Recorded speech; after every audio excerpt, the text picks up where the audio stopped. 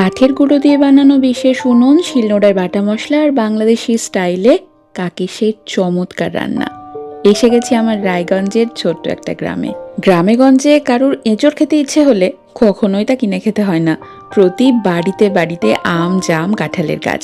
আমার বাড়ি থেকে ঠিক কয়েকটা বাড়ি পরে এক কাকিকে জিজ্ঞেস করলাম, কাকিমণি একটা এঁচড় নি? বলল, তোর যতগুলো খুশি নিয়ে যা।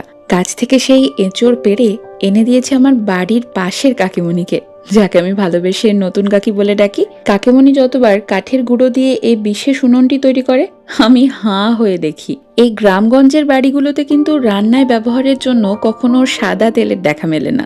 সবসময় খাঁটি সরিষার তেলেই রান্নাবান্না হয়। মশলা বাটার জন্য একটাই সম্বল, তা হলো শিলনোড়া।